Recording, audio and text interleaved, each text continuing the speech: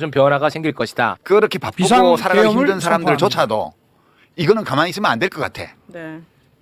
라고 분기탱천하는 어떤 일이 생길 것 같아.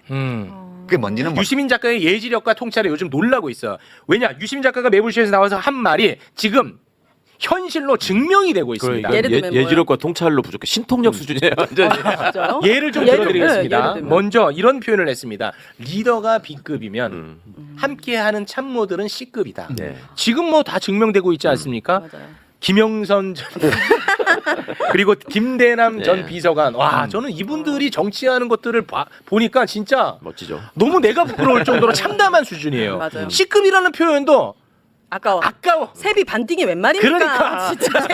와, 어질어질합니다. 합니다. 네. 네. 그리고 자기가 모셨던 대통령을 꼴통이라고 표현하는 게 말이나 되는 얘기입니까? 그렇잖아. 그렇죠. 그리고 요 기사 안 되면 저 기사 한번 해보려고 기웃거리고 말이 안 되잖아. 왜냐 정말 그때 그렇게 표현했지. 자리만 준다면 뭐든지 하겠다는 사람들만 모인다. 네. 말씀하셨잖아. 와, 그게 지금 현실로 증명되고 있습니다. 또 하나. 윤석열 대통령은 왜 그렇게 극우 유튜버를 볼까? 우리가 굉장히 궁금했어요. 그 부분에 대해서 뭐 그렇게 좀 뭐 심각하게 그렇게 뭐 고민합니까? 자기 위로받으려고 보는 거지. 라고 표현했는데 김대남 비서관이 명확하게 그 워딩을 썼어요. 우와. 솔직하게 우리끼리 얘기지만 저거 없잖아. 뭐 방송 볼만한 게 없잖아 지금 요즘. 예. 그러니까 이제 그 유튜브 그걸 보시면 마음 편하시고 뭐 네. 위로도 삼고 그러시죠. 대통령이 그거 보면서 위로받으려고 본다. 위안받고. 명확하게 보셨잖아요. 예. 네. 원래 욕 먹을 때는 그런 게 필요해요. 먹어본 자면 알지 이거를. 네. 그리고 또 하나 한동훈 대표 관련해서 한동훈 대표가 만약에 당 대표가 되고 나면 이제 순환의 시대가 올 것이다. 그런 얘기를 했었습니다. 순환? 네. 지금은 지금은 가시밭길이지. 나 정도 자존심도 견디기 어려운 수모를 겪고 있습니다. 그렇네요. 순환도 그런 순환이 없습니다. 목 잘리기 직전이야. 예. 야 세상에 밥 먹는데 너만 오지 마 하고 빼는 건 너무 치사한 거 아니야 정말. 그것도 두 번이나 그랬잖아. 두 번이나. 아 대놓고 너만 오지 마. 이거는 사실 아니, 그것도 일반 사람들이 밥 먹는 것도 아니고 그 사람이 유일하게 진심이고 가장 관심 있는 분야가 밥 먹는 거잖아요. 거기서 뺀다는 윤석열 건 대통령 입장에서 그렇지. 정말 큰 거야. 가장 중요한 이벤트에서 그렇습니다. 뺀 거예요. 네. 이것도 역시 또 맞았습니다. 와. 그게 예지 이런 게 아니고 아니요? 이제 사람 살아가는데 특별하게 새로운 게 없어요. 다 이게 일종의 경험칙 같은 거예요. 그러니까 과거의 많은 사례들을 볼 때 이러이러한 일들이 있으면 되게 다음 상황은 이렇게 되고 그런 상황이 생기게 되면 사람들은 이렇게 행동하고 그 결말은 대충 이렇게 가더라. 이런 것들이 너무 많은 사례들이 있거든. 우리가 오늘날 보는 이 대부분의 상황은 역사책에 되게 많이 나오는 거예요. 많이 나오는 네, 내용이에요? 그래서 그래요? 그거를 이렇게 보면 아 다음 단계는 뭐가 생기겠다. 아, 그렇습니까? 그런 거 대충 알 수 있죠. 그래서 예지가 아니고는 경험칙, 아. 경험칙이라고 봐야죠. 그러니까 이런 걸 내다보시는 분들이 흔한 건 아니잖아요. 네. 왜 그런지를 생각해봐야 돼. 왜 대통령 자리에 있는 사람은 자기 코앞에 벌어질 미래도 예측을 못하고 저렇게 황당한 짓을 할까? 그렇죠. 이게 이제 세상에 대한 애정과 이 관심을 가지고 공부하시는 분과 술과 음식에 대한 애정을 가지고 즐기시는 분의 차이예요. 확실히 책은 안 좋아하시잖아요. 그럼요. 역사책 읽었을 리 그리고 없고. 역사적으로 이런 캐릭터들이 또 계속 있어 왔어요. 그리고 그 캐릭터의 종말도 결말도 되게 비슷해요. 그러니까 빨간 예측되는 역사책 들고 한동훈 대표가 예전에 법무장관 맞아요. 시절에 네. 펠로폰네소스 전쟁사 그 제목은 영어로 써져 있고 네, 안에는 한글 번역본이 있는 그 네. 들고 나갔잖아. 네. 근데 내가 그때 저거 안 읽었을 거야 그랬거든. 그 책에 보면 이런 상황이 엄청 많이 나와요. 아, 많이 나와요? 지금 한동훈 대표가 이 봉착하고 있는 것과 유사한 상황이 아, 그래요? 엄청나게 많이 있는 책이거든. 어. 그러니까 지금 하고 있는 걸 보면 안 읽었을 것 같아. 아, 그러나 예지력 중에 하나만 나랑 생각이 좀 달랐던 게 있어요. 뭐예요? 뭐였냐면 네. 윤석열 대통령이 김건희 여사에게 잡혀 사는 거는 우리가 좀 이해해 줘야 된다. 그런 얘기를 했었는데 네. 그 현실이 그런 거 같아요. 그것도 이번에 그 증명 비슷하게 그럼요. 됐습니다. 김건희 여사가 딱 얘기하면 바로 다이렉트로 이제 얘기하니까 바로 시켜내는 것 같더라고. 그러니까. 예, 그거는 내가 그게 저기 있어. 저기 그 와이프한테 상당히 잘 하더라고. 자랑이 아니라 꼭 잡혀 사는 거지 뭐 그냥. 잡혀 사는 거지 뭐. 그건 뭐 어. 명확한 거죠. 네. 아, 그거는 생물학적 법칙이라니까. 네. 하지만 이제 저는 그래도 이게 그 공직에 있는 분들이 이거를 잘 컨트롤하지 않으면 안 되죠라고 제가 반발을 했었죠. 그 얘기할 때 우리 최진봉 교수하고 격하게 공감을 했었지. 나이가 들면 들수록 네. 뭐 아내 말을 잘 들어야 됩니다. 또 마찬가지일 거예요. 내가 볼 때 별 차이가 없어요. 근데 우리 유 작가님이 최근에 쓰신 칼럼 제목이 김건희는 증상일 뿐 병의 뿌리인가? 병의 뿌리는 윤석열이다. 이러면서 윤석열 대통령이 잘못한 거다. 이 모든 원인 결과 다 책임져야 된다. 아주 긴 칼럼인데 제가 힘들게 읽었거든요. 대단하십니다. 저보다 좀 짧게 썼는데. 아 그래요? 아 근데 진짜 이 통찰력과 통쾌함과 네. 항상 궁금했던 것들이 아 이래서 이렇구나. 이게 매몰쇼는 너무 게스트를 좋았어요. 이렇게 우쭈쭈 하는 경향이 있어요. 아니 유일하세요. 당신만 유일하다고 생각하시면 됩니다. 보통 이선으로 아니래요. 정신없는데 원래. 아, 여기도 저 성과주의로 가기 때문에 조회수가 큽니다. 그런 제 자신이 너무 싫어요. 네. 하지만 몸이 반응하니까. 맞아요. 선물 같은 이라고. 아, 죄송합니다. 네. 자, 지금 많이 당황하잖아. 게스트를 띄워주는 방송이라고 그러니까. 많이 당황해하잖아요. 여기는 진행자 아니야? 반 진행자입니다. 네. 자, 그래서 우리가 읽어내지 못하는 현상들이 또 많이 있을 겁니다. 그런 부분에 대해서 또 한번 행간의 의미 이를 좀 잘 짚어주시면 좋을 것 같습니다. 오늘도. 근데 그리고 오늘- 앞으로의 미래까지 또 한번 예지력을 발휘해 주시기 바랍니다. 일단 유시민 작가를 제가 잘 다룰 줄 압니다. 네. 유시민 작가가 더 재밌게 방송을 하기 위해서는 열받게 해야 되거든. 아 그래요? 그래서 열받게 하려고 합니다. 오 어떡해요? 네, 열을 한번 쫙 네. 끌어올린 다음에 그런 다음에 이제 본격적으로 출발을 하겠습니다. 네. 조선일보 김윤덕 기자가 화장실 청소 한덕수 총리를 만나서 인터뷰를 했습니다. 네. 근데 제가 이 인터뷰 기사를 보면서 내가 살아있음을 느꼈어. 왜냐? 읽는데 왜요? 불같이 화가 나고 아 이 기사 때문에. 그리고 순간적으로 너무 민망해서 내가 막 오그라들고 그런 경험을 하면서 야 내가 살아있구나를 느꼈습니다. 네. 일단 그 첫 시작부터 좀 화가 나는데 이거 김윤덕 기자 난 뭐 누군지 잘 모르는데 이분 어쩌려고 이런 말을 썼나 몰라요. 첫 시작이 뭐냐면 응급 대란 없이 추석 연휴를 넘긴 한 총리를 서울 삼청동 공간에서 만났다. 미쳤구나. 아니 아니, 저걸- 지극히 조선일보잖아. 아니 그건 지극히 정상적인 거지. 거짓이잖아요. 은고씨 뺑뺑이로 지금 그냥 몇 분이 돌아가셨는데. 보도된 것만 해도 13분이 돌아가셨는데 이런 말 할 수 있습니까? 아, 나 김윤덕 일단- 기자. 나 네. 거기서 일단 화가 났는데 네. 한덕수 총리가요. 우리 유시민 작가님 이름을 거론을 했어요. 갑자기요? 네. 왜지 갑자기? 그래서 요거를 좀 화를 쫙 한번 돋우겠습니다. 그동안에 의료 개혁이 되지 않았기 때문에 지금 개혁적인 대통령 우리 윤석열 대통령님이 나서신다는 거야. 그렇게 연결이 되는 겁니다. 그러면 그동안에 왜 의료 개혁이 안 됐냐? 네. 그동안에 의료 개혁이 되지 않은 이유는 그 원흉은 바로 유시민이다. 저기 설마. 아니야, 내가 지어내는 거 아니야. 자, 뭐라고 이야기를 했냐면요. 네. 노무현 정부 때 제가 한덕수, 네. 제가 경제부총리를 하면서 의료 시스템을 고치려 했는데 유시민 당시 보건복지부 장관에게 제가 졌습니다. 어머나. 유시민 때문에 의료 개혁이 안 돼가지고 지금 개혁적인 우리 윤석열 대통령이 개혁하느라 너무 힘들어합니다. 개혁 참 힘듭니다. 이런 식의 인터뷰를 했습니다. 웃긴다. 네, 슬슬 올라오잖아. 슬슬 올라옵니다. 아직 경제부총리가 의료 시스템을 갑자기 슬슬 올라오잖아요. 예. 아니 근데 반성하게 되던데 나는 이거 인터뷰 말 들으면서 예. 보시고 네. 그때 이제 한덕수 씨가 제가 처음에 장관 될 때는 이해찬 총리였고요. 예. 장관을 하는 대부분의 기간은 한명숙 총리였고요. 네. 제가 장관을 마치기 직전에 한덕수 총리가 제가 이제 총리를 3분을 모셨어요. 다 겹쳐요. 네. 오. 그랬는데 이제 이분이 총리되기 전에는 또 경제부총리였고 그 전에는 장관급인 국무조정실장이어서 이해찬 예. 총리가 계실 때는 그 장관급 국무조정실장이고 다 저하고는 잘 지냈어요. 어. 이제 그 대학에 또 뭐 선후배이기도 하고 그래요? 또 능력도 있는 사람이었어요. 그러니까 어떤 권한을 주면 그 부여받은 권한 범위 안에서 일을 잘 하는 분이었어요. 네. 그 당시에. 그래요? 네, 그 총리로서 부총리로서 국무조정실장으로 잘 하던 분이에요. 근데 네. 이렇게 됐지. 이제 왜 이렇게 됐지? 왜 이렇게 된 거예요? 그때 이제 의료산업선진화위원회라고 그게 총리가 위원장인 위원회가 있었어요. 거기에 제가 이제 보건복지부 장관이니까 간사잖아요. 네. 그러니까 그거를 종종 회의를 하면서 보건정책 문제에 대해서 많은 논의를 함께 했고 그래서 저는 이분이 이제 경제관료 출신이긴 한데 그래도 어느 정도 보건에 대한 이해가 깊어지고 그 인식이 발전하지 않았을까라는 자부심을 그동안에 좀 가지고 있었거든요. 네. 근데 이 인터뷰를 딱 보는 순간 헛짓거리 했구나 내가. 참 나 능력이 부족한 사람이구나. 그렇게 상당한 시간 동안 같이 정부에서 일을 했는데 네. 어떻게 이분이 지금도 이런 생각을 가지고 있도록 내가 만들었지? 이런 아니 당시에 논의할 때는 보건복지부 장관님의 그 어떤 정책 방향이나 이런 것들 전혀 토를 달지 않았을 거 아니에요. 터는 달았죠. 그래요. 어떤 방식? 저는 달았는데, 그러니까 그때 재정경제부 사람들이 제가 장관 임명 받자마자 쫓아와서 저한테 브리핑을 했는데 그 내용이 핵심이 두 가지예요. 첫 번째는 건강보험 당연지정제를 완화 또는 폐지하는 거예요. 장기 목표가. 이게 무슨 뜻이냐면 우리는 전 국민 건강보험 제도잖아요. 네. 모든 국민이 가입돼 있잖아요. 네. 그러니까 누구든 아파서 병원에 가면 그 사람을 진료 거부를 할 수가 없어요. 그렇죠. 예.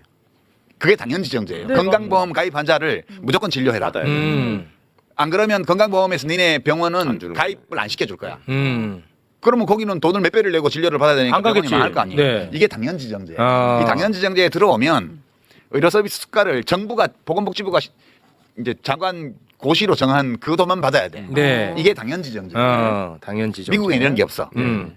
두 번째는 건강보험 자체를 없애는 거예요. 또는 약화시키는 거예요. 국민 건강보험 자체를. 왜요? 그래서 민간보험을 키우는 거예요. 민영아.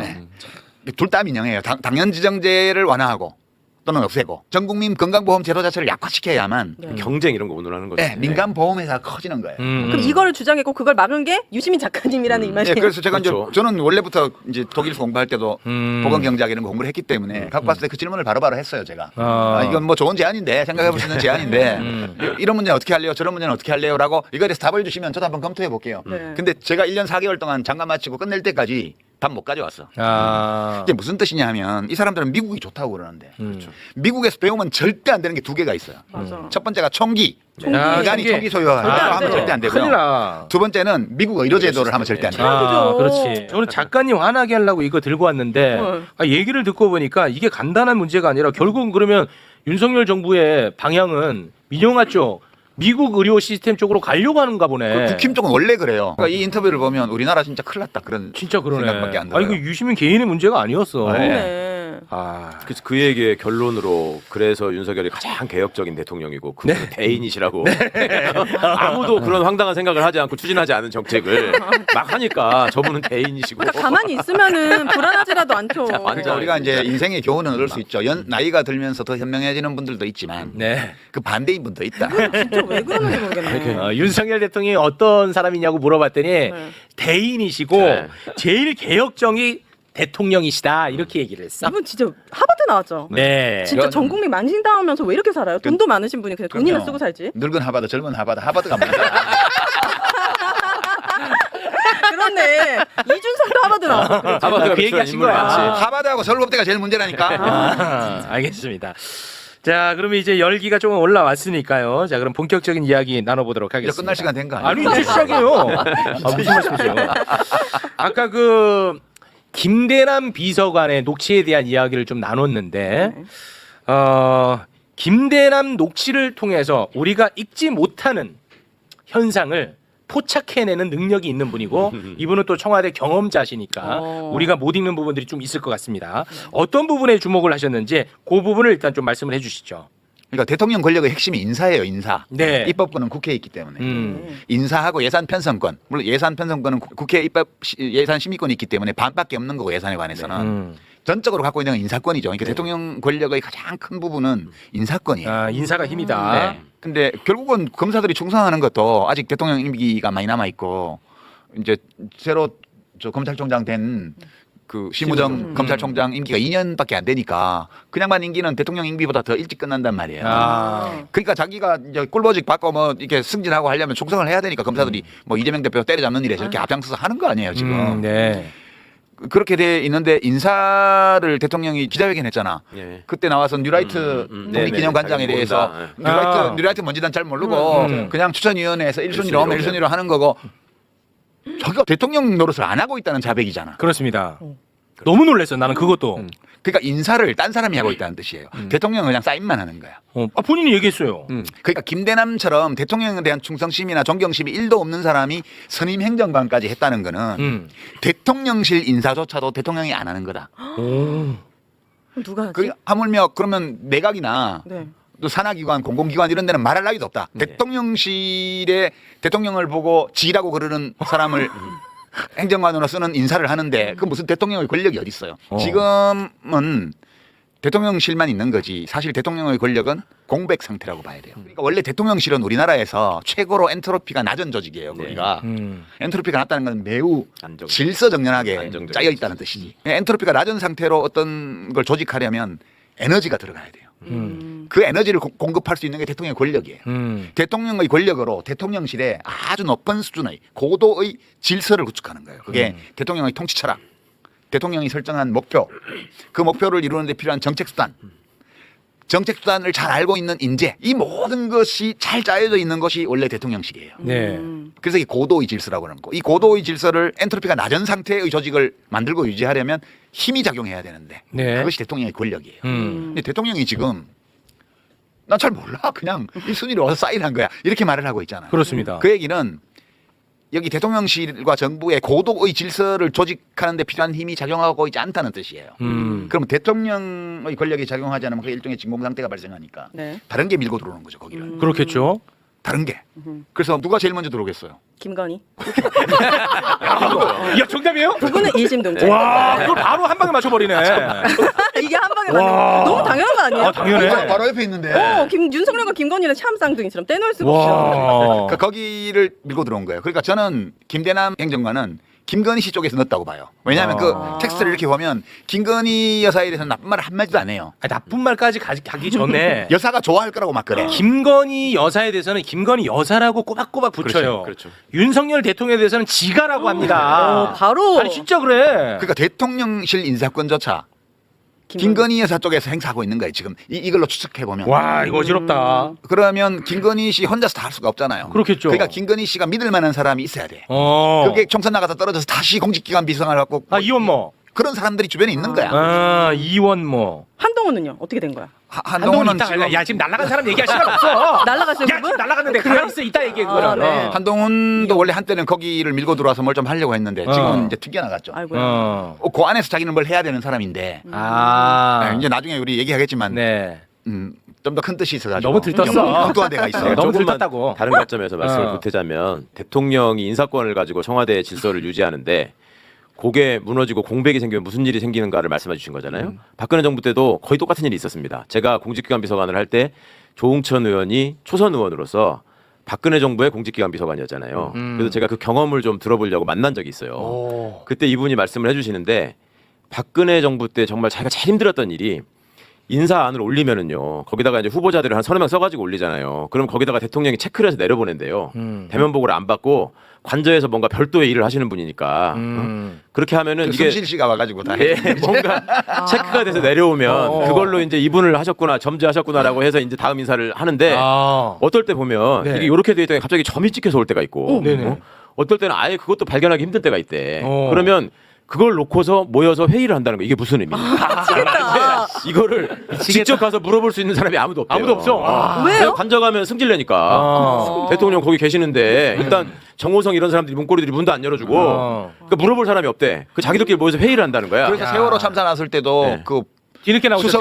수석이 보고서 들고 와서 문 앞에 놓고 오잖아. 맞아요, 그렇죠, 맞아요. 만날 예. 수가 없죠. 예. 자전거 타고 막 쫓아가고 네, 급하면. 맞아요, 맞아요. 그러니까 그런 일이 늘 있었는데 아. 그렇게 되니까 그 공백을 채우는 사람들은 네. 이제 문고리들이나 그다음에 김기춘은 그나마 비서실장이 그나마 다행이라는 거예요. 그러니까 이 사람들이 그냥 지나가면서 그거 김이에요 이렇게 하면 그렇게 된다는 거예요 그냥.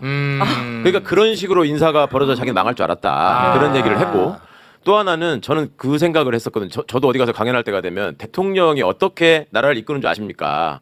독재정부와 민주정부의 차이는 민주정부의 대통령은 인사권을 중심으로 나라를 끌고 갑니다. 근데 독재정부는 인사권과 폭력을 가지고 끌고 갑니다. 제가 보기엔. 이 폭력이라는 게 두 가지가 있는데 물리적 폭력을 구사하는 군대, 그다음에 합법성의 외피를 가장한 검찰, 요걸 가지고 그렇지. 상대를 주눅들게 해가지고 끌고 가거든요. 네. 근데 지금 이게 이제 이 윤 김 공동정부잖아요. 그러니까 제가 보기엔 역할 분담을 한 것 같아요. 이건 폭력 및 음식 담당. 여기가 인사담당. 계란도 말아야 되고 그래서 꺼내야 되고. 그래서 저는 유 작가님의 분석이 너무 정확하시다. 여기는 지금 인사 담당은 확정이 됐고 이 양반 할 거는 폭력 및 음식 담당으로 할 게 있어요. 폭력을 갖고 상대방을 압박하다가 보통 이제 중앙고등학교한테 맡긴 거지. 중앙고 출신들. 미운 사람 있으면 계란 붙여주고 이쁜 사람 있으면 미운 사람은 밥 못 먹게 하고 이렇게 정리를 하는 거예요. 그렇게 분담이 명확하게 돼 있다. 확실한 공동정부. 진짜. 근데 이게 이제 바로 우리 오연혜 씨가 뭐요? 바로 그럼 이 공백이 생기면 진공 상태에 뭐 누가 제일 먼저 밀고 들어와요? 김건희. 그 김건희가 제일 먼저 밀고 들어온 네. 거고 당연한 건 너무 자연스러운 거예요. 근데 혼자 메울 수 없어. 예. 그럼 왜냐하면 이제 원래 대통령들이 매사를 다 대통령이 자기가 다 세세히 할 수 없기 때문에 네. 내가 이거를 대충 하면 공백이 발생한다는 걸 알아요. 네. 그러니까 일정 영역에서 나 대신 그 문제를 다뤄줄 사람을 비서실장이다 누구다 이래서 자기와 함께 고도의 질서를 구축할 것으로 믿을 만한 사람들한테 위임하잖아요. 뭐 그렇겠죠. 근데 이제 우리 윤석열 대통령은 아무에게도 위임을 안 하고 그냥 안 해. 위임도 안 하고. 그 위임하면 다행인데 위임도 안 하고 안 하니까. 네. 또 김대남이 그거 지적했습니다. 위임이라도 좀 하지. 만약에 그거 잘 모르겠으면 예. 전문가들한테 좀 제대로 맡기든지 CEO라 해가지고 그럼요. 저 전문 경영인한테 맡기든지 예. 이것도 아니고 전문 경영인이 떠들면은 자기가 자기 주장대로 다 해버리니까 다들 입국 다물고 가만히 있지. 차라리 와이프한테 위임이라도 하지. 위임도 안 하고 안 하니까 네. 배우자 입장에서 보면 답답할 거 아니에요. 저 남자 뭐 힘도 못 쓰고 방구나 뽑기고 이런 남자인데 저 대통령이 돼갖고 저러고 있으니까 나라도 해야 되겠어. 어머나. 너무 자연스러운 거예요. 그다음에 이제 모피아들이 있죠. 네. 모피아들이 지금 1년에요 1,000억 원어치 이상 국유자산을 팔아치우고 있어요. 계속 지금. 몰래 다 에? 팔고. 계속 지금 진행되고 있다고요? 네. 재작년에 1,200억 원치인가 팔았고 작년에도 거의 900억 원어치 팔았을 걸. 금년에 얼마인지 내가 좀 통계 확인 안 해봤는데 그 문정부 때는 1년에 뭐 꼭 팔아야 될 거 이런 거 필요 없는 거 이런 거 한 60억, 70억 이 정도 팔았어요. 6, 70억. 네. 근데 지금 15배를 팔고 있다고. 근데 그 자잘한 물건들이에요. 그 아는 사람만 알아. 그러니까 지금 김대남 씨의 텍스트가 중요한 이유가 거기 보면 김대남이라는 이분이 왜 대통령실 행정관으로 일했냐 하면 자기를 위해서 일을 했잖아. 네, 맞습니다. 내가 출세하기 위해서 네. 총선에도 나가고 뭐 네. 구청장이라도 하고 오로지 이 사람의 관심은 자기가 어떤 자리에 가는 것밖에 없어요. 매우 분명하더라고요. 예, 그래서 서울 보정보험 감사자리까지 결국 갔잖아. 네. 그러니까 이 지금 대통령실이 자기 자신의 이익을 위해서 일하는 사람들로 채워져 있어요. 맞아. 그 모피아들도 그렇게 하고 있는 거고. 그다음 뉴라이트. 그게 이제 MB 사람들이에요. 김대남 씨 텍스트에 보면 MB맨들이 너무 다 해먹어. 네. 이 얘기가 지금 인사 쪽에 김태효 씨의 영향력이 굉장히 크게 들어와 있다는 것을 방증해 주는 거예요. 그럼 쑥대밭이에요. 그러네. 이게. 그러니까 국민들이 이렇게 죽어나가고 힘들어 죽겠는데 아무도 신경 안 쓰는구나. 그럼요. 자기 자리에만 관심이 그러니까 있으니까. MB 사람들이 많이 들어온다는 게 김대남 씨 입장에서 왜 불만이겠어요. 이게 지금 서로 누가 많이 먹나 경쟁을 하는데 저쪽 팀이 자꾸 하나가 와가지고 지 편을 자꾸 끌고 들어와가지고 더 먹는 거야. 내가 먹어야 되는데 아유. 그게 너무 힘든 거고 아까 제가 말씀드린 거 이어서 말씀드리자면 그 육체적 정신적 스트레스를 극복할 수 있는 그걸 완전 능가하는 엄청나게 큰 맛있는 이익이 있어야지만 그걸 견딜 수 있는 거죠. 그렇지. 생활을. 맞아. 그런데 내가 먹어야 되는데 자꾸 딴 사람들이 와서 그러니까 그럼 또 짜증나고 얼마나 화나고. 싫겠어요. 네. 그 이혼모도 너무 미워하잖아. 예. 저게 뭐라고 저걸 먹으면서 경력도 없는 걸 갖다 나이도 어리는데. 그거는 이제 여사님 라인에서도 주도권 다툼이 그렇죠, 있는 그렇죠. 거죠. 그 내부에서도 네. 그러니까 서로 그게 너무 여실히 느껴지는 게 주도권에서 본인이 밀렸다는 걸 본인이 확인하잖아. 그렇지. 그때 굉장히 괴로워하더라고. 근데 그 사람 상당히 괜찮은 사람이에요. 왜냐하면 김대남이요? 네. 왜 괜찮냐 하면 자기가 그 공천 탈락하고 그냥 전략 공천했는데 야 내가 와서 이 엄마 따까리 하고 있다 이런 얘기를 하잖아. 네, 하더라고요. 시다바리 하고 있다 뭐 이런 네, 거. 네. 근데 이거 열심히 해서 그래도 잘 보여야 그 다음이 있지. 네. 이런 이성적인 판단을 하잖아. 감정을 억제하고 그러면 이제 내가 경선할 때까지는 이렇게 극우 뭐 이런 걸로 좀 하고 맞아. 일단 당원들한테 어필해가지고 후보가 되고 나면 그다음에 5.18 관계자도 만나고 대통령보다 나아. 전략적이다. 네. 저는 진짜 화났었는데. 대통령 하면 좋겠더라니까 차라리. 저는 그 용인 처인구 주민이라 그 사람들 이거 뭐 걸어놓은 걸 지나면서 봤는데 그러니까 이원모가 처음에 와가지고 시내 중심가에 큰 건물 하나 잡아가지고요 용인 구시가지에다가 윤석열하고 찍은 사진을 왕따만하게 걸었어. 근데 지나가다 보고 저거 떨어졌다 이렇게 생각을 했는데 김대남이 그 얘기를 하잖아.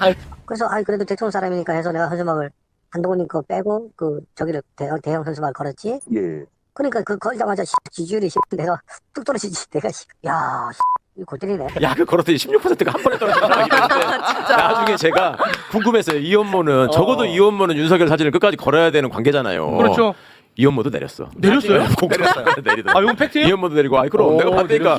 바꿔 걸어서 나중에 딴 걸로 자기 혼자 있는 걸로. 근데 재밌는 게 사람들이 이해관계에서 벗어나면 사안을 제대로 봐요. 그러니까 그 김대남 씨의 그 발언들도 보면 자기 이해관계가 걸린 일에조차도 상당히 이성적으로 얘기를 하잖아요. 그리고 자기 이해관계를 벗어난 일에 대해서는 정말 타장한 얘기를 해요. 네. 지가 이렇게 말을 할 때 보면 멀쩡한 꼴통이라고 그러고 뭐 누구 말도 안 듣는다고 그러고 네. 뭐 전문가 말을 좀 들으면 좋을 텐데 혼자 아주 얘기하고. 정상적이야. 이게 사람이 자기의 이해관계에서 벗어난다는 것이 비평하는 사람에게는 너무 중요한 거구나. 맞아요, 맞아요. 저 사람이 그 당을 나오고 이제 국회의원 될 마음을 일단 접고 나니까 접은 것 같아 내가 보기에는. 네. 그러니까 모든 이야기들이 논리적이고 보여요. 이성적으로 돼버리는 거예요. 한덕수 총리도 그럼 내려오면 다 보일까요? 본인이 그럼요. 지금 예, 보여요. 그럼요. 내려오면 다 보여요. 국회의원을 하면서도 이번에 문체위에서 그 축구협회랑 저기 가지고 국힘이 질의하는 거 보셨잖아요. 멀쩡하잖아. 네, 일치단결해가지고. 그거는 축구 감독직을 자기가 할 수는 없거든. 그렇지. 네. 경쟁자가 아니거든. 그 자리는 자기 게 아니라는 걸 알기 때문에 거기서는 질의를 해. 그러니까 정리하면 대통령이 대통령 권력을 행사를 안 하고 있기 때문에 인사에 관해서는 적어도 그러니까 그 권력의 공백 상태가 생겼고 그걸 메꾸고 들어온 3주체가 있는 거예요. 김건희 씨의 사조직, 김건희 씨와 김건희 씨의 사조직, 네. 그다음에 모피아, 세 번째가 뉴라이트, 어머나. 주로 MB맨들이죠. 요 세 그룹이 그 대통령이 만들어놓은 권력의 공백 상태에 밀고 들어와가지고 네. 국정을 아작내고 있는 거야 지금. 아. 그 지금 국민 경제가 엉망이 되고 민생이 도탄에 빠지고 자영업이 거의 폐허 상태로 맞아요. 가고 있고 뭐 의료 대란이 일어나 있고 뭐 외교도 엉망이 되고 이렇게 하고 있는 판에 막 시내에는 막 장갑차가 굴러다니고 지금 맞아요. 개판된 거야 완전히 이게. 근데 말씀을 들어보니까 이게 조금 위험하게 느껴지는 게 지금 대한민국 국정을 김건희 사조직, 모피아 그리고 친이계 뉴라이트 이렇게 지금 망가뜨린다고 말씀하셨어요. 네. 제가 왜 걱정되냐? 이 세 집단이 부딪힐 일이 없어 내가 보니까. 이익이 달라서. 네, 영역이 달라서 영역이 잘 몰라. 아. 그러면은 이게 굉장히 안정화돼 있을 거란 말이야. 그래서 걱정된다는 거야. 그 지금 지지율이 20% 밑으로 가네만이 해도 안 흔들리잖아요. 흔들리지 않는 편안함. 아, 이거 위험해. 다리가 세 개 있으면 그게 제일 안정된 구조잖아요. 그러니까 이게 경쟁 관계라면 여기서 막 치고받고 하면서 누수가 발생하고 이게 막 그렇네. 그런 게 이제 나타날 텐데 네. 굉장히 힘의 균형을 잘 이루고 있네. 최욱 씨 진짜 예리한데. 예리하다. 와, 진짜. 큰일이네. 이해관계에 밝은 사람들이 나름의 전문성을 갖추잖아요. 네. 그러면 생기는 게 이제 너먹을 거 내먹을 거 이렇게 딱딱 나눠서 하는 이 스킬을 발휘하지. 근데 이제 이 대목에서 제가 유 작가님께 좀 설명을 여쭙고 싶은 게 이게 사실은 지금 우리 시대의 눈앞에서 벌어지고 있어서 야 세상에 이런 일이 하지만 역사를 보면 이렇게 드문 일은 아니잖아요. 엄청 자주 예. 있었던 일이에요. 다 있었던 일이고 이 공백을 메꾸는 것도 그러니까 왜 한동훈이 아닌 김건희가 이걸 메꾸고 있는가 이거 이제 설명해 주실 때가 된 것 같아요. 역사책에 보면 이런 사례가 많아요. 네. 그러니까 그렇죠. 윤석열 대통령은 천신만고 끝에 뭐 이렇게 대통령이 된 사람이 아니고 쉽게 됐어. 그냥 너무 쉽게 대통령이 너무 됐어요. 쉽게 그러니까 됐어. 세상이 돈짝만해 보여 지금도. 네. 그렇죠. 그러니까 실제로 정치를 하는 사람, 행정을 하는 사람들이 어떤 어려움을 겪으면서 어떤 조건에서 분투하면서 나라 운영을 해오는지를 알지를 못해요. 그렇겠죠. 그다음에 토인비 선생님이 말씀하신 이른바 그 무상한 자아의 우상화라 그래서 한 시기의 도전에 성공을 거둔 사람은 다른 과제에 직면해 갖고도 과거에 성공했던 방식을 답습한다는 거예요. 네, 똑같이. 그러니까 이제 윤석열 대통령은 조국 사냥을 하고 그다음에 문재인 대통령을 공격하고 민주당과 이재명 대표에 대한 증오와 혐오감을 조장하는 방식으로 대통령이 됐잖아요. 그렇지. 맞아요. 그러니까 누군가를 비난하고 누군가를 사냥하고 누군가에 대한 증오를 부추기는 것으로 성공했기 때문에 그렇지. 대통령직도 그런 식으로 하고 있는 거예요. 그래서 뭐 공산 전체주의 얘기하고 뭐 무슨 뭐 반체제 세력이 압력하고 있다고 얘기를 하고 뭐 고문 세력. 어쩌고 하는 이유가 네. 그렇게 해서 성공했다고 자기가 생각을 하기 그렇지. 때문에 지금 대통령직을 수행하는 것은 대통령 후보로서 정권을 획득하는 것과는 전혀 다른 과제잖아요. 근데 이 전혀 다른 과제를 자기가 성공했던 방식으로 하고 있는 거예요, 지금. 그리고 또 하나 김건희 여사 말 들었더니 대통령까지 그치. 됐더라. 그렇지. 이것도 있을 거 아니야. 그러니까 이제 역사에서 보면 그런 사례가 많은데 이렇게 굉장히 미천한 신분이랄까? 하여튼 뭐 그런 권력이 없는 자리에서 한지로 내돌려지던 그런 찍힌 검사였잖아요. 몇 년 전만 하더라도. 아, 네. 네. 그 요직에서 쫓겨나서 시골 시청 떠돌던 한직에 떠돌던 검사가 한 5년 만에 대통령이 된 거잖아요. 아, 5년 만에. 네. 그러니까 이제 대박. 서울중앙지검장 된 때부터 시작해서 지금 대통령 됐는데 5년이 안 걸렸어요. 그러니까 이제 이렇게 됐으니까 공신들이 있잖아요. 이제 제일 대표적인 사례가 미천한 신분에서 황제가 된 사례. 그게 이제 한고조의 사례가 있죠. 제일 일방이 예, 사람들이 제일 많이 아는 사례예요. 이게 BC 2세기쯤이죠. 전 몰라요. 예. 다 안다고 얘기하면 그러니까 조금 깜짝 놀라. 소외되는 사람 한고조. 많습니다. 이름인 거죠? 네, 한나라의 첫 번째 황제니까 네. 한고조예요. 네. 한지 이런 거에 나오는 한고조인데 얘기야. 이름은 유방이야, 유방. 아, 유방 네. 들어봤어요. 유방은 또 좋아합니다. 자신 있죠. 네. 아, 그 그런 얘기 하지 마. 야 지금 대한민국 시식이들 앞에서 뭐 하는 거냐? 작가님 왜 부재 왕에 대해서 왕이야 뭐야? 네. 얼굴 빨개지면 더 이상해요. 이름이 유방이라고. 아 이름이 뭐야? 유방. 유방이 동네 건달이었거든. 건달. 네, 동네 건달이었는데 황제가 됐어요. 그 과정에서 항우라는 아주 뛰어난 장수와 이른바 초한전이라 그래서 유명한 전투를 오랫동안 벌입니다. 근데 이제 이 한고조가 중국 대륙을 제패할 때 공신이 3명이 있었어요. 그걸 3인방이라 그러는데 3인방. 한고조의 3인방. 그게 소하, 소하. 그다음에 장량, 장량. 우리가 보통 장자방이라 그러죠. 장량. 그다음에 한신. 한신. 네. 이렇게 3명이 한고조의 그 개국 공신이에요. 네. 근데 이 3명이 어떻게 됐냐면 한신은 목 잘려 죽었어요. 여기서 나온 얘기가 토사구팽. 토사구팽. 토끼 사냥이 끝나니 사냥개를 잘라 먹는다. 예, 그것도 이제 누가 죽였냐면 한고조가 죽인 게 아니고 한고조 와이프 여씨가 한고조가 그 정벌하러 출장 나간 사이에 죽여버렸어? 예, 이제 왕궁으로 꼬셔 들어가지고 총탑 밑에서 목 잘라 죽여요. 그러니 한신은 그렇게 죽어. 한신이 그렇게 죽은 이유가 뭐냐면 이 세 사람이 한고조의 참모로 합류한 시기가 달라요. 소하는 한고조가 미천한 신분일 때부터 부하였어. 네. 그다음에 이 장량은 한고조가 동네 장수에서 전국구 스타로 이렇게 전환되던 무렵에 그때 합류해서 전국구 스타로 이제 만든 인물이야.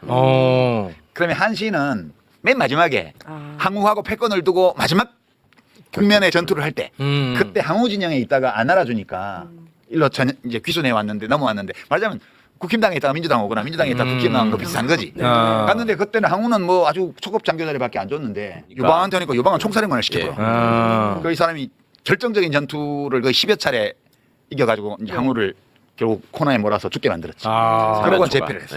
이게 세 사람이 3인방인데 왜 목 잘려 죽였냐 하면 오씨 내가 1등 공신인데 이거 뭐야 막 이러면서 술 먹고 뭐 그 기록에 보면 셋이서? 사기에 보면 아니 네. 그 공신들끼리 뭐, 모여가지고. 뭐 연찬회 뭐 이런 거 있잖아요. 그럴 수 뭐 있겠다. 회식 이런 거 할 때 칼을 뽑아서 막 기둥을 치고 막 이랬다는 기록이 있어요. 그럴 수 있을 것 같아. 예, 그래갖고 무슨 왕 칭호도 받고 막 이랬는데 결국 이 새끼가 너무 까불어. 까불고 있어라고 한고조 심기가 약간 불편해 보이니까 그 와이프가 알아서? 남편 없을 때 알아서 죽여버린 거야. 그래서 나중에 와서 보고를 받고 나서 별말을 안 해 한고조가. 와 별말 안 해요. 한신 끝났다. 한신은 제일 한신 끝났어. 토사구팽이야. 이제 장량은 어떻게 되냐면 장량은 한신은 뭐 이준석쯤 되겠구만. 장량은 이 사람은 이제 제갈공명 같은 책사인데 책산 요즘 책사가 유행이더라 명책사. 명태균. 네, 책사인데 이 사람은 자기 있으면 죽을 것 같아가지고 계속 사표를 내요. 오. 이렇게 신선되는 법을 연구한다고 그러면서 저 오늘 R&D 하러 가야 되니까 나 사표 내야 돼. 그래가지고 계속 사표를 내고 뭐 벼슬 준다 해도 안 받고 이러다가 결국 사표가 수리돼서 도망가요. 오. 시골로. 똑똑하네. 그래서 살았어요. 살았어요. 오. 유시민. 오래오래 살았어요. 소환은 어떻게 되냐? 유시민이네. 소환은 지금으로 치면 총리, 그러니까 재상이 되어서 네. 재상. 한고조의 재상이었을 뿐만 아니라 한고조 와이프가 자기 남편 죽고 나서 허소아비 왕 세워가지고 수렴청정하고 이럴 때 그때도 계속 대를 이어서 재상을 하면서 부귀영화를 다 누리고 자연사 할 때까지 살다 죽었어요. 소화가요? 그래서 이제 무슨 이 사례를 왜 드냐면 대통령의 권력 핵심이 인사권이라고 그랬잖아요. 그러면 인사를 대통령의 실무를 자기가 다 할 수가 없으니까 나를 대리해서 누군가가 인사 실무를 다 담당해줘야 되잖아. 뒷조사도 하고 뭐 평판조사도 하고 뭐 면접도 해야 되고 뭐 다 누가 해줘야 되잖아. 네. 선택은 내가 하더라도. 근데 그 일을 소화가 한 거예요. 그 인사를 다 소화가 했어요. 이거를 받아들여야 돼. 이게 권력의 기본 생리이기 때문에 인사는 최고 권력자의 권력의 핵심이기 때문에 우리 대통령이라면 대통령의 인사권 행사와 관련해서 일하는 사람은 대통령을 가장 오래 모셔왔고 일찍 모셨고 제일 잘 알고 그렇겠죠. 충성심이 뛰어나고 그리고 대통령이 믿을 만한 사람이 이걸 해야 돼요. 어. 원래는 한동훈이 딱이지. 아 딱이지. 검사할 때부터 쫄랑쫄랑 했으니까. 네. 근데 이제 그 얘기 나중에 하고 지금 한동훈이 왜 못하냐 하면 김건희 씨가 그걸 하기 때문에. 김건희 씨가 소하의 자리에 들어가 있는 거예요. 그래서 지금 공다툼이 나는 거야. 김대남 씨가 아씨 MB들이 너무 많이 들어왔어. 여기 자기는 여사님 라인인데 이 업무가 뭐라고? 여사님 라인 안에서 또 경쟁이 치열해. 그러니까 지금 제가 보기에는 그 한고조의 3인방 중에서 소하 역할을 누가 하고 있냐면 김건희 씨가 하고 있는데 이게 수준이 너무 낮아. 그러니까 막 본인이 다 하려고 인사 수석도 없애버리고 꼬마 데려다가 인사비서관 안 치고 이제 이렇게 한 건데. 그래도 소환은 한고조의 말을 들었을 것 같은데. 소하는 엄청 유능한 사람. 근데 김건희 여사는 유능했고. 윤석열 대통령 말을 안 듣잖아요. 소하는 말도 못하게 유능한 사람이. 이 사람이 그 한고조 와이프가 여후라고 여시 황후가 그 한신을 꼬여들여가지고 불러들여서 무장도 안 하고 혼자 들어오게 한 다음에 잡아서 목 잘라 죽일 때 네. 그 한신을 들어오게 한 인물이 소하예요. 권력은 비정한 거거든. 자기가 천거해서 총사령관 만들었던 친구인데 소하가. 그걸 들어오라고 해가지고. 권력은 그렇게 비정한데 지금 우리 상황은 유능한 소화가 필요해요. 모든 권력자는. 뭐 참여정부 그렇겠죠. 때 노 대통령 때도 그 안희정 이광재 씨가 네. 청와대 처음에 초기에 인사 이런 거 하고 있을 때 천정배 의원이 밖에서 막 돌 던지고 난리가 났잖아. 청와대 86들이 뭐 무슨 대통령 눈가기를 가리고 있다는 등 막 모든 정부마다 다. 경기탱천했죠. 이거는 아. 진보 정부든 보수들. 보수 정부든 이거 대통령 중심제 국가에서는 이 인사권을 둘러싸고 그 일을 누가 하느냐를 가지고 싸움이 나는 건 불가피해요. 아, 자연의 섭리네. 자연스러운 근데 거. 잠깐만 보충해드리면 유승민 씨가 청와대 얼라들이라고 얘기하고 하면서 불만을 터뜨린 것도 똑같은 거고. 저 박근혜 정부 때. MB 정부 초기에 정두원 이상득, 정두원이 저 형제나 이런 사람들 물러나야 된다고 했다가 네네, 날아갔잖아. 날아가버렸죠. 네. 이제 원래는 그것도 정두원 씨가 했어야 맞는 거예요. 아, 소화를? 소화를. 아. 근데 이상득 씨가 하니까 그 문제가 소화를 생긴 이상득이 하면서 이게 문제가 생겼고. 네. 전두환 때도 쓰리허가 몰려나는 경우가 똑같은 거 아닙니까? 거예요. 허학병, 뭐 허삼수. 허문도, 허삼수 이 사람들. 예. 아, 이 섭리야. 김건희 씨가 이걸 쥐려고 하는 강력한 욕구도 있었지만 또 한동훈의 욕망도 배제할 수 없죠. 난 거기 가서 꼬마로 참모 안 하고 저한테는 바깥에서 더 큰 자리를 달라. 당신도 대통령인데 나라고 안 될 게 뭐냐 이제 머릿속에 그런 생각이 있었던 그렇지. 거지. 아. 그 지금 분명히 있지. 한신의 위치로 가고 있는 거예요. 아이고, 아, 큰일 한동훈. 났네. 그러니까 한동훈 대표는 원래 소하 자리로 가는 게 맞는 사람이에요. 아. 뒤에서 문자 돌려서 기자들 쪼물락쪼물락하고 그렇죠. 예. 인사권 이렇게 해가지고 사람들 말 듣게 하고 이런 거를 하면 잘 할 사람이야. 그래서 자꾸 부인이 연락하면 씹는 건가요? 불러 들어오면 모가지 잘릴까봐. 소화 자리를 그런데 두고. 소화 자리를 두고 한신의 역할로 점점 가고 있다. 그렇죠. 큰일 났네. 근데 이제 그 한동훈 씨는 공이 별로 없거든. 네, 사실은. 사실 아. 없죠. 한신은 공이 어마어마했는데 네. 항우 상대를 꺾는데 결정적인 전투를 다 승리로 이끄는 맹장으로서 어마어마한 공이 있는 사람인데 윤석열 대통령이 되는 과정에서 한동훈이 공 세운 거는 나 명예훼손으로 기소해갖고 유죄 판결밖에 한 거 외에는 없어. 한동훈이 누군가와 싸워서 이긴 건 나밖에 없어. 아유. 유일하게 진 사람이야. 근데 그 정도 공으로 한신이 될 수는 없는 거거든. 아, 그래요? 네, 그러니까 한신만한 사람도 한신 자리에서 목이 잘렸는데 소화가 되기에도 충분치 않은 사람이 한신 자리를 지금 가고 있는 거야. 한동훈이 그렇게 띄워졌던 이유 중에 하나가 뭐 국회에 가서 막 함부로 하고 의원들한테 막 대들고 평소에 그러니까 일반적으로 알고 있는 장관의 모습이 아니라 싸움꾼 모습을 근데 보여줬잖아요. 한신은 전투를 다 이겼다니까. 그러니까 그런 그래갖고 능력이 없어. 국회의원을 구속을 하나도 이재명을 못 잡아넣었잖아. 네, 다 졌어요. 아니 그렇게 큰 전투 말고 기자들하고 싸우고 자잘한 거 다 졌어요. 다 졌어. 유시민 하나 이겼어. 나만 이겼어, 나만. 아니, 나 혀 깨물고 죽어야 돼. 이거. 아니 누구도 한동훈한테 안 졌는데 나만 졌다니까. 아, 실제입니다 이거는. 아, 네. 정말. 그 갑자기 장 기자도 이겼잖아. 장 그렇지, 기자가. 장기자도 이겼지. 네. 맞아, 맞아. 저고리 벗어도 돼요? 지금 땀이 나. 아, 이거는 화가 나시네. 아, 너무 하나. 이거 너무 내가 하나. 자존심 상해. 어. 유일하게 1승이 있거든. 그게 유시민이야. It's me. 그럼 이렇게 많은 사고들, 사건들, 불법들이 다 드러나고 있는데 대한민국 국민들이 정말 원하듯이 조금 이게 종식될 수 있습니까? 윤 정권이? 이제 김대남, 뭐 명태균 이런 거는 그냥 지류에 불과해요. 지류. 네. 이제 이 지류를 사람들이 탐사하기 시작하면 그걸 따라 내려가잖아요. 그러면 좀 더 큰 흐름을 발견하게 되고 네. 그렇게 저수지까지 가게 되는 거예요. 네. 근데 이 저수지에 뭐가 있을지에 대해서 우리가 지금 잘 모르는 거죠. 네. 근데 역사책에 보면 대중들이 상상하지 못했던 일들이 저수지에서는 발견되는 경우가 많아요. 예, 그래서 이제 민심의 경랑이 일면서 배가 엎어지는 이런 사례들이 많기 때문에 저는 조금 더 지켜볼 필요가 있겠다. 지금 뭐가 나올지 모르겠다. 근데 뭐가 나오긴 나올 것 같다. 그런 느낌이에요. 그러면은 앞으로 그 저수지에 뭐가 나오는지 저수지. 그것에 따라서 민심이 요동칠 거고 민심이 요동치면 국민의힘 내부에서도 뭔가 좀 변화가 생길 것이다. 그렇게 바쁘고 살아가기 힘든 사람들조차도 이거는 가만히 있으면 안 될 것 같아. 네. 라고 분기탱천하는 어떤 일이 생길 것 같아. 그게 뭔지는 몰라도. 그러면 이제 그게 어디서 나타나냐 하면 주말 집회에 사람이 확 늘어나는 시점이 올 거예요. 그게 매번 그랬어. 네. 쭉 하는 동안에 사람들이 알고는 있는데 그냥 나가고. 살기 힘들고 바쁘고 이러니까 그냥 있다가 도저히 못 참아서 확 나가는 때가 있어요. 그때가 언제냐? 그때가 오면 예, 이제 뭐 큰 더위도 가셨고 하니까 때가 다가오고 있지 않냐. 그런 느낌은 좀 있습니다. 계절 이슈가 있습니까? 그렇죠. 계절도. 계절 이슈가 이건 생각하지 못했네요. 6월 항쟁이 괜히 6월에 일어났겠어요. 계절 이슈가 있어. 겨울이 더 유리하다는 거죠? 겨울로 갈수록? 봄 가을이 좋죠. 아 가을이. 네. 내년 봄은 안 좋죠? 안 되죠. 내년 봄까지 가면 안 되죠. 네. 그러면은 그 한동훈 대표 요즘 보면은 진짜 오늘 내일 하는 느낌이거든요, 실제로.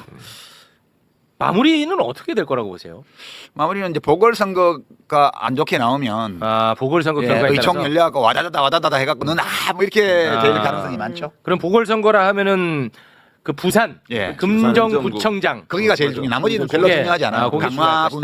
군수나 강화도도 지금 좀 꼬였어요. 그 아, 공천 인천시장- 받은 사람이 지금 기소됐잖아요. 네. 강화도. 아, 그래요? 예. 음. 지난번 선거 때 총선 때 뭐 한 것 때문에 어저께 기소됐다고 거기다 또 기사가 안상수 씨가 또 무소속 출마했잖아요. 출마했죠. 인천시장까지 하고 광화군서 공직을 안 하면 못 견디는 사람들이 있어. 목에 거미줄이 쳐지나 봐. 아. 그러니까 한동훈의 세계에서 해석을 해보자면 한동훈은 왜 당대표가 되려고 했을까? 왜 되고 싶었을까?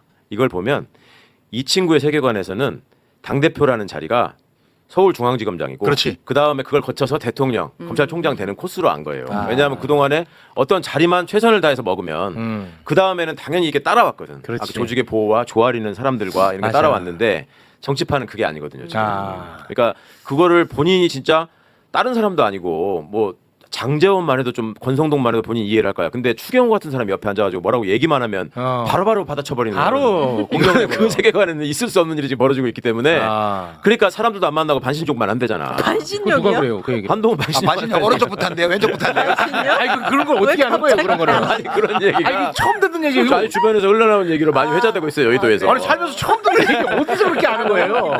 아 그렇대요? 그러니까 그렇게 해서라도 뭔가 마음을 다스리지 않으면 이거 술도 못 먹잖아 얘는. 아. 그러니까 사람 펠로폰 술이라도 내서서 먹지. 전쟁사를 읽어야 된다니까. 아니 이번에 들고만 다니지 말고. 아, 조선일보하고 인터뷰했는데 이번에 또 얘기했어요. 본인이 좋아하는 책으로 아, 그 책. 읽었나 보네. 네, 읽은 것 같아요. 이해를 못했네. 그냥 뭘 본 거야 도대체. 그리고 이제 펠로폰 내서서 전쟁사를 안 되면 사기 열전. 사기 열전. 네. 알겠습니다. 그 그럼 한신에 관한 챕터를 다 읽어보라고. 자 그러면 여기서 마무리를 짓도록 하겠습니다.